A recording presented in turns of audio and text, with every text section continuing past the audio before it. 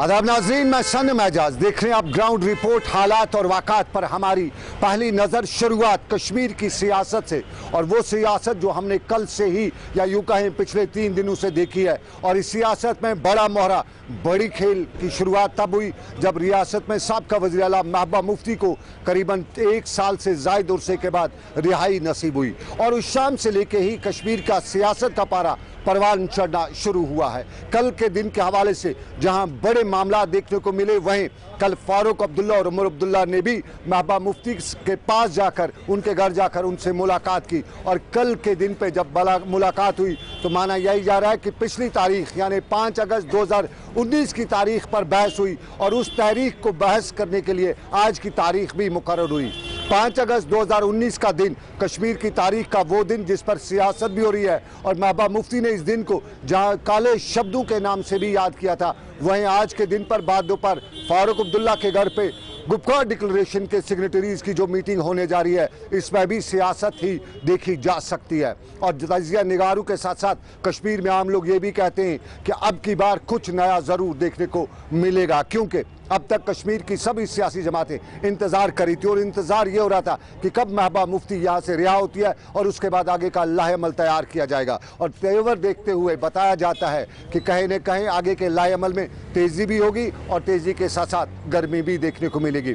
इस सारे के बीच में कश्मीर में मुद्दा उन लोगों का भी है जहाँ महबूबा मुफ्ती की रिहाई हुई है, वहाँ आज भी यही पूछा जा रहा है कि उन लोगों का क्या कसूर जो सियासत के बेंच चढ़ते हुए मुल्क की मुख्तलिफ जेलों में कैद हैं, और उनमें बड़ी तादाद में नौजवान हैं, बच्चे हैं। और उनके हवाले से भी अब सियासतदानों में यूं कहते हैं कि एक जोर पकड़ रहा है सियासतदानों को कि वो उस पर भी बात करें। लेकिन आज की मीटिंग और उस मीटिंग में सियासतदान, तजिया निगार सब यही कहते हैं कि जो 1 साल का वक्त महबूबा मुफ्ती को जेल का मिला है, उस 1 साल के दौरान न सिर्फ उसने मुहासबा किया है पिछले का, आगे की सूरत हाल पर भी उसने गौर खौज किया होगा। और एक तरह से एक नई महबूबा मुफ्ती जो मैदान में अब उतरेगी उसके बाद देखना होगा, क्योंकि महबूबा मुफ्ती यूजुअली कहा जाता है कि सेंटिमेंटल पॉलिटिक्स जानती है और सेंटिमेंटल पॉलिटिक्स को लेकर ही वो आगे बढ़ती है। तो अब की बार जो कश्मीर में हालात बने हैं, इनमें सेंटिमेंट्स का काफ़ी इंपॉर्टेंट रोल भी रहेगा। तो आने वाले दिनों में सियासत के हवाले से बहस होगी,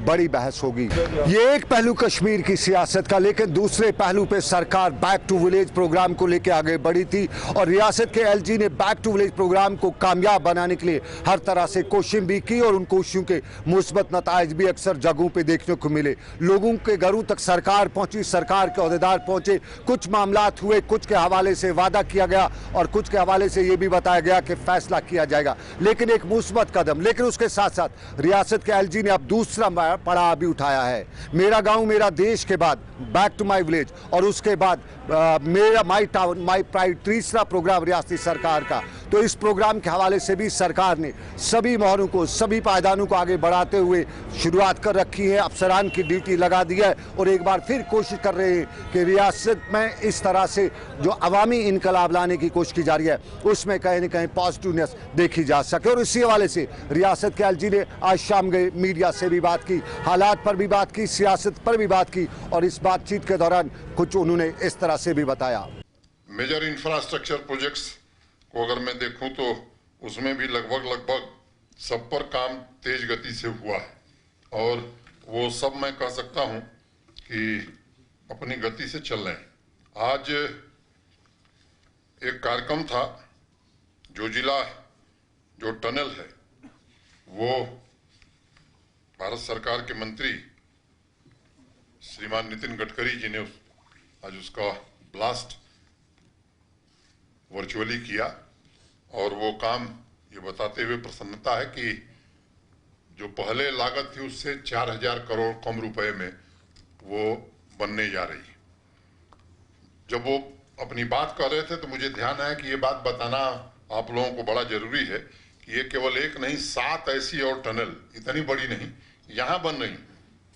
8450 meter long Kwajigund to Banihal tunnel will be completed by March 2021. December 2021 will see the completion of 3000 meter long Ramban to Banihal tunnel. Gilani to Kishtawar 450 meter long tunnel will be completed by June 2022. DPR for 4.5 kilometer long Chenani to Anantnag tunnel near Sudh Mahadev is prepared and tender will be floated soon. DPRs for rupees 4600 crore worth 10.20 kilometer long Sinthan Pass tunnel and Rs 350 crore worth Gilani bypass tunnel have been finalized. Tender for Rs 5400 crore valued Chatru to Anantnag tunnel will be floated soon as its DPR has been finalized.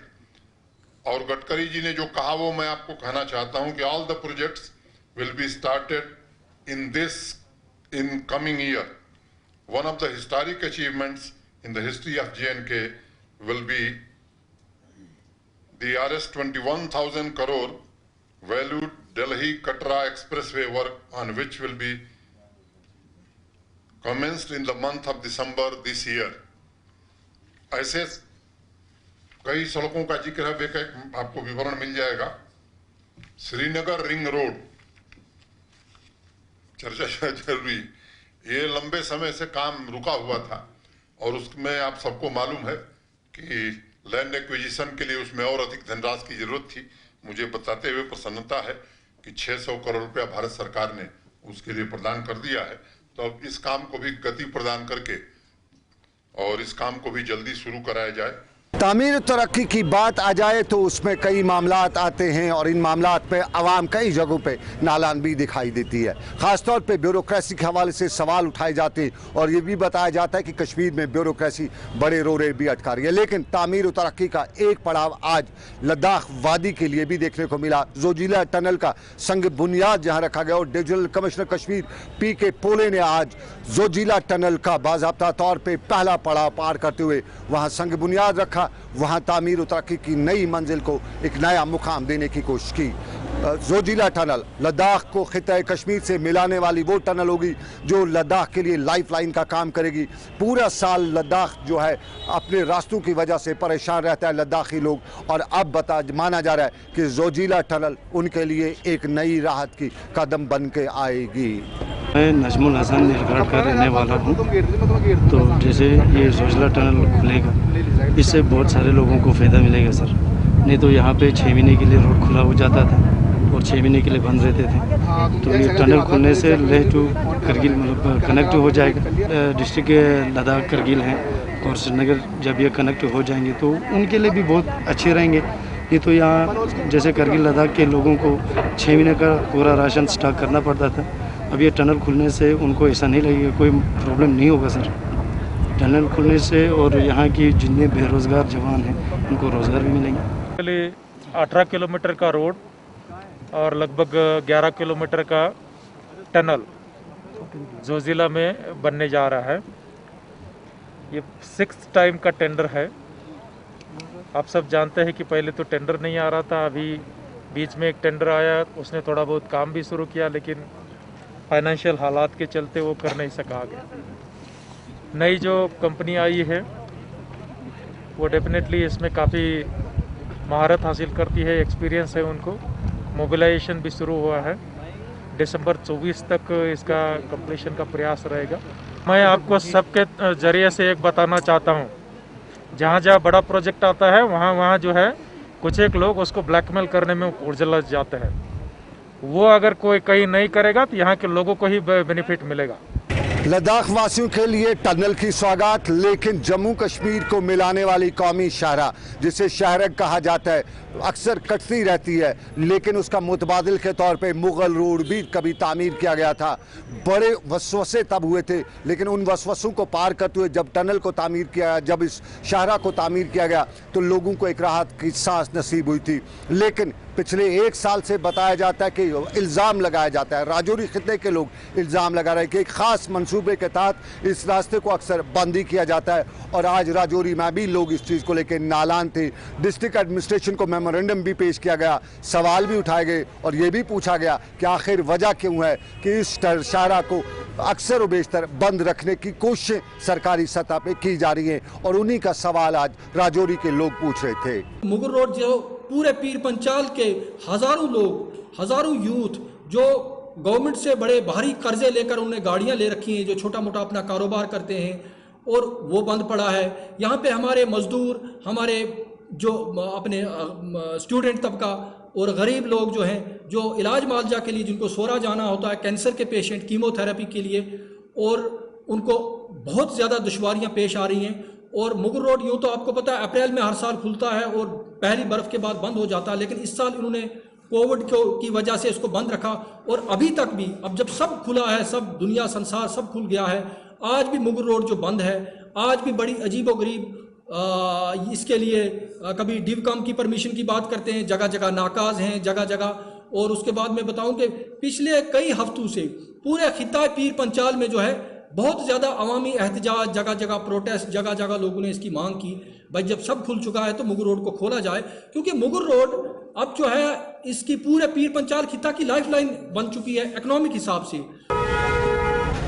ये राजौरी के लोग सड़क के मामलात को लेकर सवाल उठा रहे थे, लेकिन कश्मीर में भी सवाल उठ रहे हैं। सरकार ने इन दिनों सड़कों पर मैग्नेटाइजेशन का काम शुरू किया, लेकिन सवाल कई जगहों से उठे। बारामूला से लेकर कुपवाड़ा और श्रीनगर से लेकर पुलवामा तक कई जगहों पर बताया गया कि R&B डिपार्टमेंट खाना पूरी करता है। जो तारकोल बिछाना होता है, जो पैरामीटर्स हैं, उनको नहीं पूरा किया जाता है। और अक्सर जगहों ने लोगों ने खुद सड़कों को अपने पाँव से खुरेद कर ये दिखाया भी कि सड़कों पर जो तारकोल बिछाया जा रहा है वो नाकाम है, वो असल पैरामीटर्स का नहीं है, और वो सिर्फ एक खानापुरी है। और बारामूला में भी आज जिला इंतजामिया के सामने यही सवाल था, यही पूछा जा रहा था कि आखिर क्या किया जा रहा है, क्योंकि बारामूला में हमने कल खबर की थी और हमने दिखाया था, और इंतजामिया आज वहाँ मुतहरिक हुई थी, वो जगहों पे पहुँची थी, और बाद में हमारे नुमाइंदों ने जब उनसे पूछा तो जवाब उनका भी कुछ इस तरह का था। हर एक स्कीम अप्रूव होके आती है, अप्रूव्ड प्रोग्राम जो होता है हमारा वही इम्प्लीमेंट होता है, किसी की मर्जी से नहीं चलता है। असल रसूल की इसमें बात नहीं है। आप